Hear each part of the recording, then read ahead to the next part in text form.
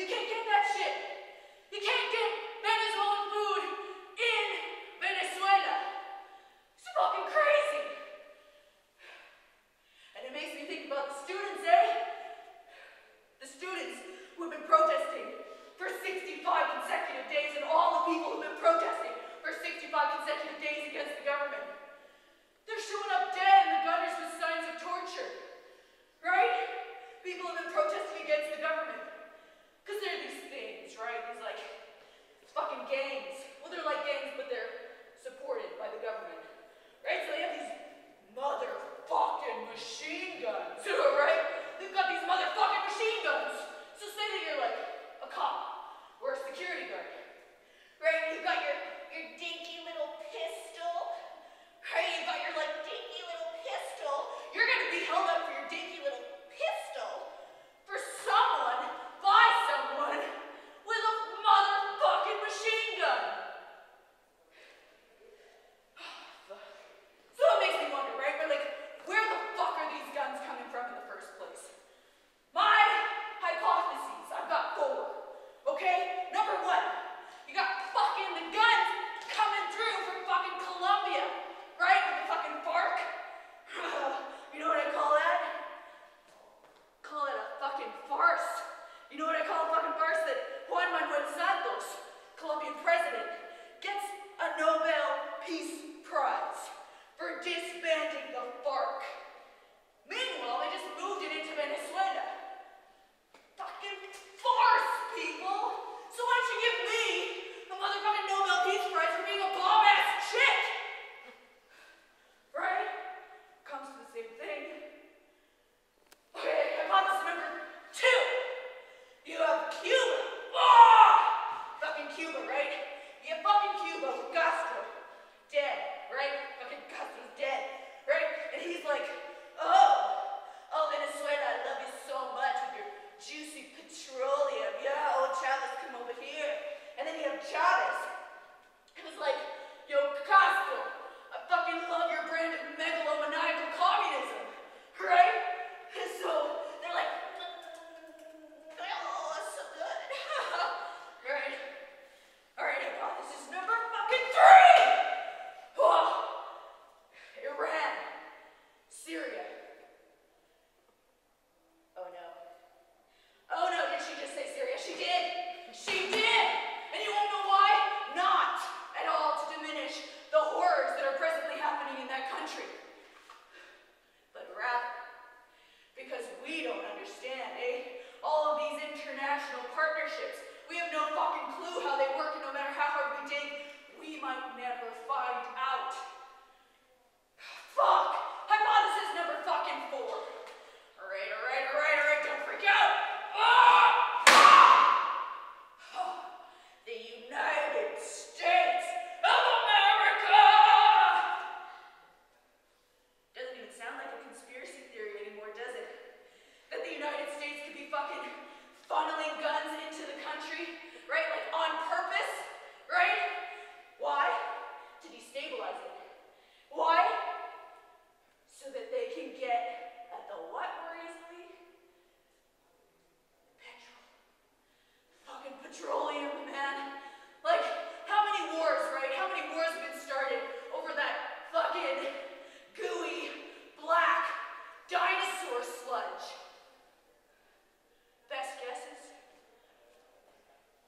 I'm gonna go for at least as many wars as fingers that I have. Alright? That's lowballing it. Sorry, too much. So then, you know what someone told me once? Someone fucking told me that I had a fucking mom haircut.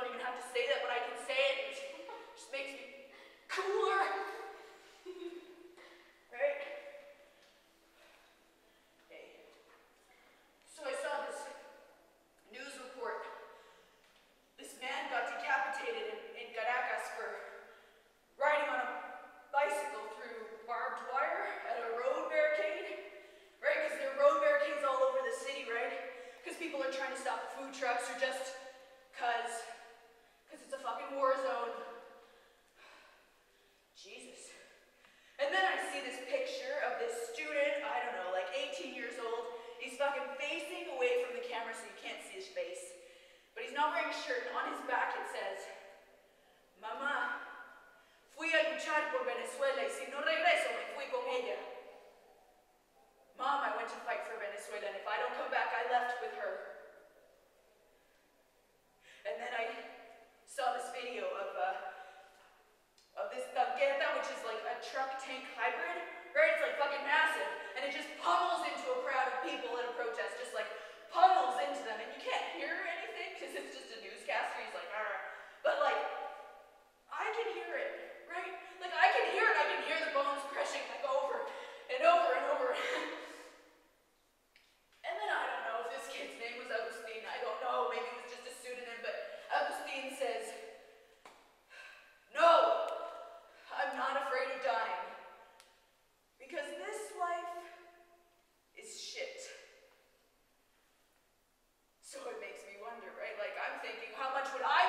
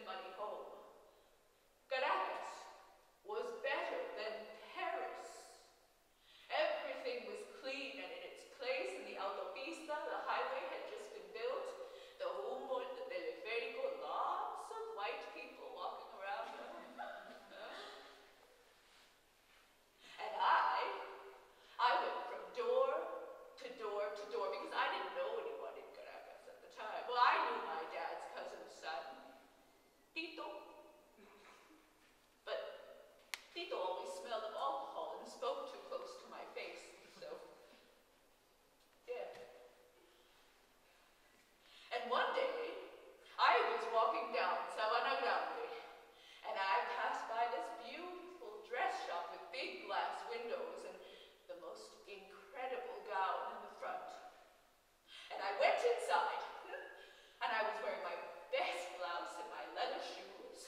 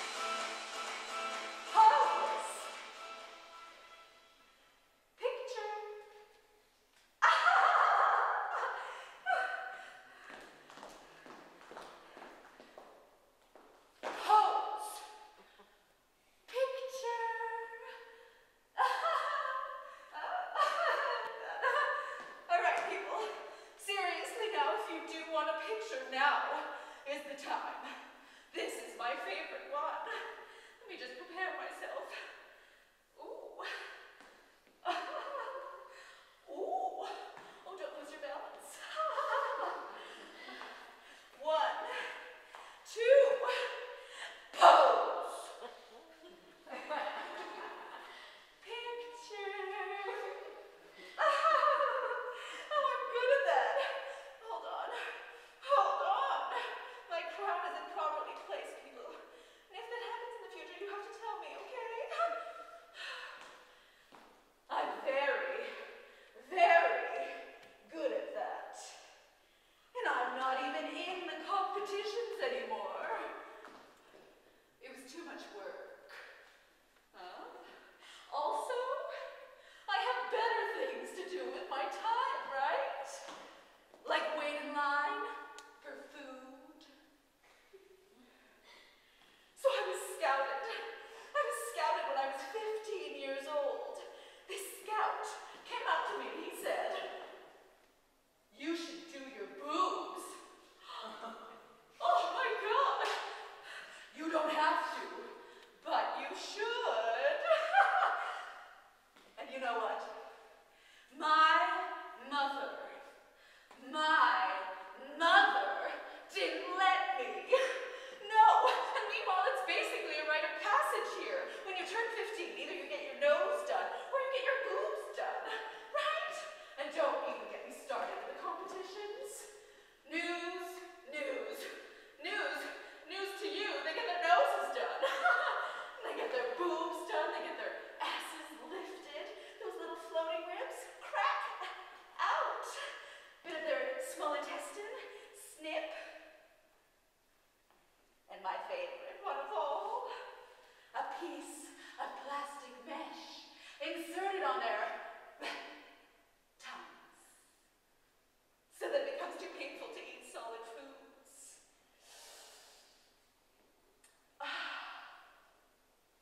So here, it was even rumored that the Chavez government was giving them out for free. Boobs for votes. And it probably worked, right? And here, big boobs equal feminine. Are you kidding me? I'm a mom. I am feminine. So sometimes I wonder if I would have had a longer career if I'd had them. Right? But what does it matter now? My youngest is 4. She's been weird lately, eh? So I've heard this happens to kids who've experienced natural disasters or house fires or that sort of thing, where they'll start collecting things because they think they're never going to get them again. So we're short on forks in the kitchen. Where do I find them? Underneath her pillow. That's weird. Right? Right, that's weird. And then my eldest, he's about to turn 15. He's a good boy. Well, he's just gotten involved in student politics, and that makes me very nervous. Because we all know what's happening to those boys, right? And then I think, well, if they don't do it, if the students don't do it, who else is going to turn this around? Oh, well, I never had that, right? I never had that lovey-dovey mother-daughter cuddly oogie-boogie relationship. No, my mother was always very judgmental of me growing up. And then my dad dies, and my kid brother kind of fucks off, right? Because it's easier for him to work late or hang out with his buddies. And he's a man, right? So, meanwhile, me, my shirts are too tight, my cleavage is too exposed, my skirts are too short. Too many men in my life, la la. And I'm a woman, right? So. But I still know how to get what I want. Okay, fine. I'm going to tell you, all right? I'm going to tell you how I get to the front. Oh, wait. Do you promise not to tell?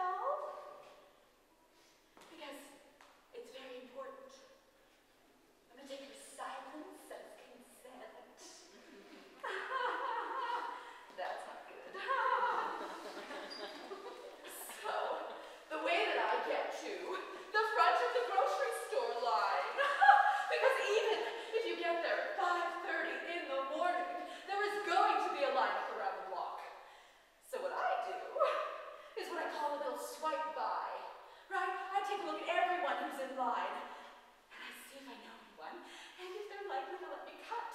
But you have to be ridiculously charming because you can get shot for cutting in line. So, oh my God, your baby is so beautiful. That's number one. Oh, those bags look heavy. Can I help you? Yes, of course. You can take a picture. All right, so yesterday, for example. Yesterday. Oh, I don't know who that is. What a beautiful baby you have. Right? Oh, look, it's Andres. Now, Andres and my son were very close because they played on the soccer team together. But then my son quit the soccer team, so... Oh, but you know what? I used to slip Andres a beer, even though he was like 12, so... I'm doing well. All right. Oh, excuse me, those bags look heavy. Can I... Oh! Maria Antonia Vasquez. Maria Antonia Vasquez and my mother are like this, right? And I haven't seen her since my dad's funeral, but she was very judgmental of me growing up. But you know what? Because she loves my mom so much, I think she would let me cut. All right, good. We have two. Noted. Oh, excuse me. Yes, of course you can take a picture.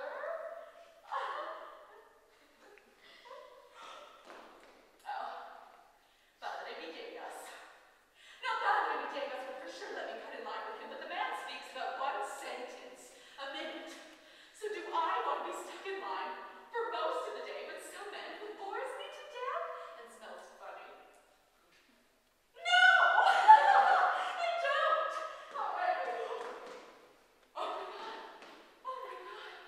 It can't be, but it is. It's Juan! Juan! Dressed up right against the door of the grocery store. Now, Juan was my brother's friend growing up. And he used to come over and we talked politics all the time. And he and my brother were like, oh, I love Chavez so much. And I was like, oh, I'm not so sure. And then who was right, people? Me! I was right! Anyway, we get to talking, and he tells me that now he's a banker, which is amazing, because he still has enough money to buy his supplies on the black market, aka Facebook. So, I'm like, but Juan, if you can buy your things on the black market, why are you waiting in line? It turns out that his sister is sick, and Facebook has run out of soap. So he's waiting in line for her, which is like so sweet, right? And then he gives me some, which is amazing because my son, you can smell him before you can see him. So I invited him over for brunch on Sunday. I'm gonna wear something tight. I'm gonna get my hair blown out. I'm gonna get my nails done. Oh, could be perfect.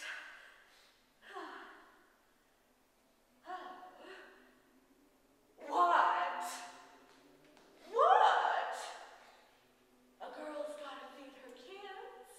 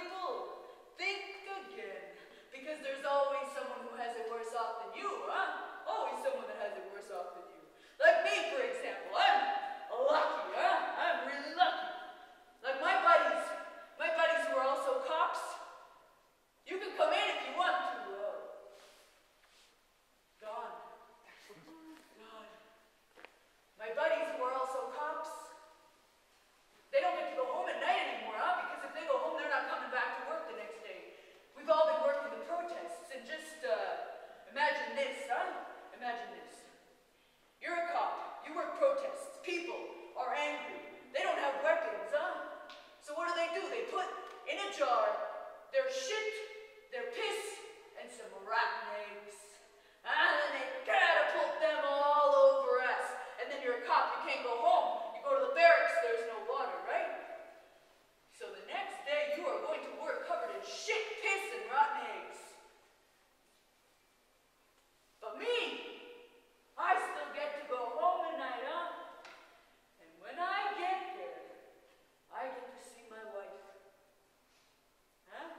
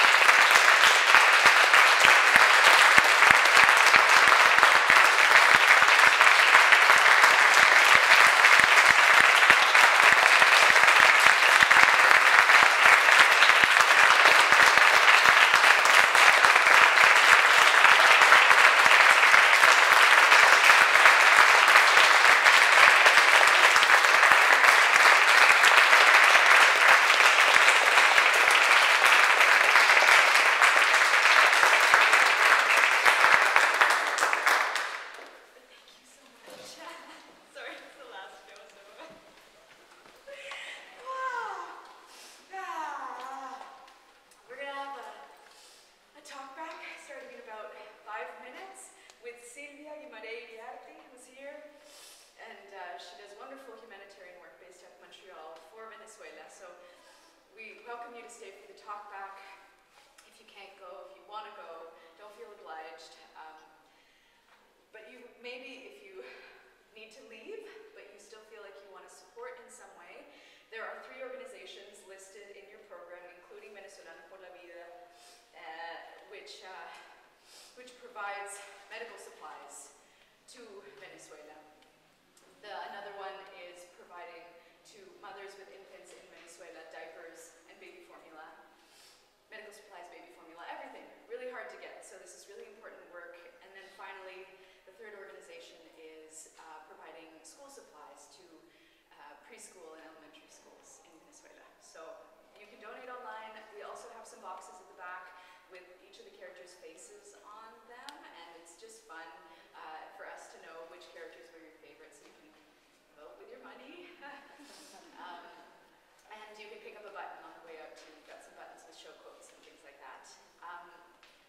Keep your programs, they're no more shows, we're not going to recycle them. And finally, the show is closed, but there's still Fringe Buzz forums, which people at the Fringe type up and put on social media, and it's nice for me too, like I get to know what your thoughts are. That's it, I'll be back in 5 minutes. Thank you very much.